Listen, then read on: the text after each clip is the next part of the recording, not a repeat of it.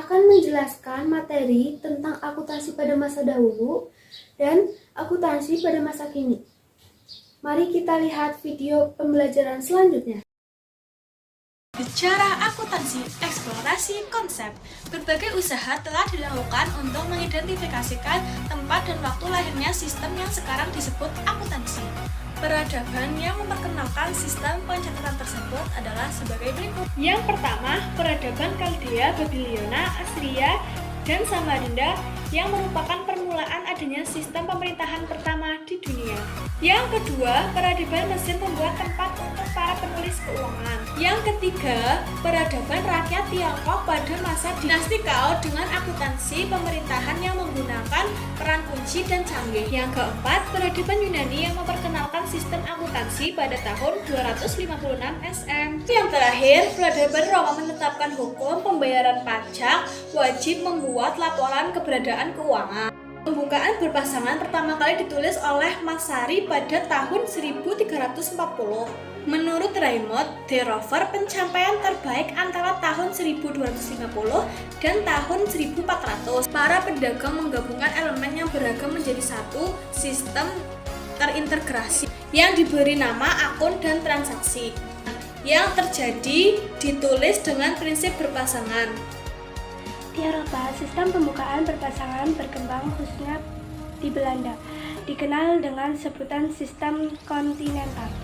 Abad ke-19, Amerika Serikat teori dan praktik pembukaan berpasangan dan berkembang menjadi akuntansi atau accounting, yang akhirnya dikenal sebagai sistem Anglo-Saxon. Perkembangan akuntansi dimulai di Indonesia setelah Undang-Undang Mengenal Tanam Paksa dihapus tahun 1870, sehingga bermunculnya kaum pengusaha swasta Belanda banyak yang berkeinginan untuk menanamkan modalnya. Kebutuhan dunia sudah terhadap akuntansi tumbuh dan berkembanglah sistem kontinental yang di Indonesia lebih dikenal dengan sebutan tata buku. Masuknya Jepang ke Indonesia menggantikan Belanda di Indonesia mengalami kekurangan tenaga akuntansi. Kemudian atas prakasa dari Mi Slamet didirikan kursus-kursus akuntansi di Indonesia yang menghasilkan tenaga akuntansi saat itu. Mulailah putra-putri Indonesia dikirim ke luar negeri atau Amerika Serikat untuk memperdalam ilmu akuntansi. Kemudian tahun 1950-an beberapa fakultas perguruan tinggi membuka jurusan akuntansi, khususnya Fakultas Ekonomi Universitas Indonesia yang kemudian diikuti oleh perguruan tinggi negeri lainnya dimulai pada tahun 1952. Akuntansi di Indonesia yang sebelumnya menganut sistem kontinental berganti ke sistem Anglo atau Saxon. Dengan demikian, di Indonesia standar akuntansi dikenal dengan satu Pernyataan Standar Akuntansi Keuangan atau PSAK. 2. Standar Akuntansi Keuangan Entitas Tanpa Akuntabilitas Publik atau SAK. Yang ketiga, Pernyataan Standar Akuntansi Keuangan Syariah. B. Akuntansi pada masa kini. Seiring berjalannya zaman, akuntansi sudah menyelesaikan teknologi digital dengan menggunakan komputer untuk menginput dan mengelola data. Bahkan sudah ditemukan oleh Roseno Aji Afandi ERF 2019. Menurut Roseno Aji Afandi ERF 2019 mengungkapkan, berdasarkan penelitian yang dilakukan oleh McKinsey Global Institute pada sekitar 400 perusahaan besar dunia yang menginvestasikan dalam 19 industri yang sudah berkaitan dengan bisnis teknologi yang saat ini sudah menggunakan AI, Artificial Intelligence, dan IoT, Internet of Things. AI adalah kecerdasan buatan di mana mesin berjalan dengan menggunakan input-input yang dimasukkan.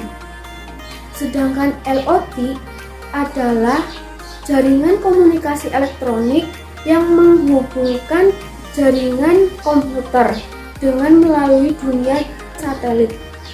Beralihnya sektor akuntansi ke dunia digital harus diikuti dengan perubahan sikap.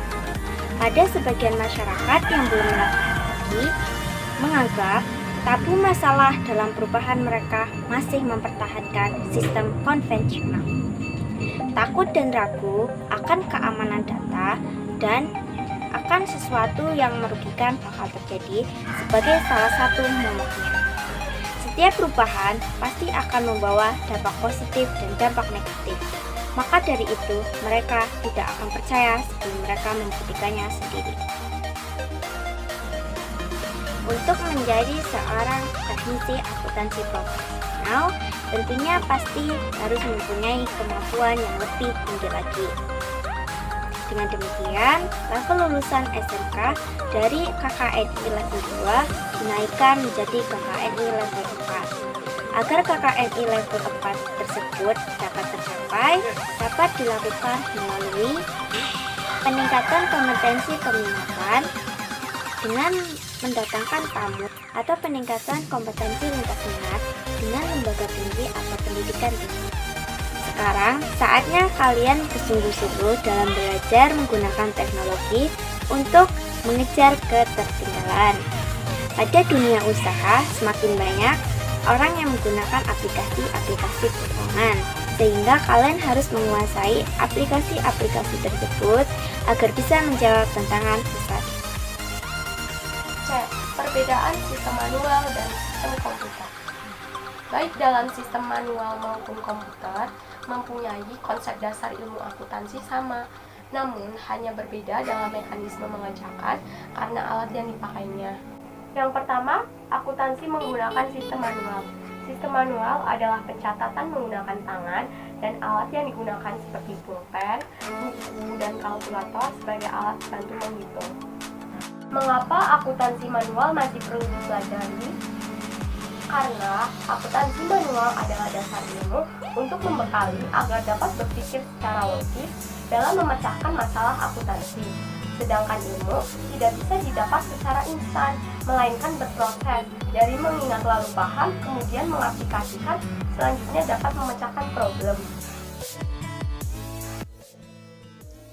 Yang kedua, akuntansi menggunakan sistem komputer. Akuntansi sistem komputer selain menjawab tantangan masa depan seperti sekarang yang sudah memasuki abad keempat.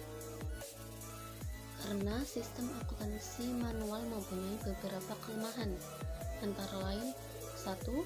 Banyak menggunakan tenaga dan waktu, sehingga kurang efisien. 2. Penyimpanan arsip dan buku pembukuan memakan tempat ruang. 3. Penyimpanan juga rentan rusak bila ada bencana. Karena kelemahan tersebut, proses pencatatan manual sudah banyak ditinggalkan.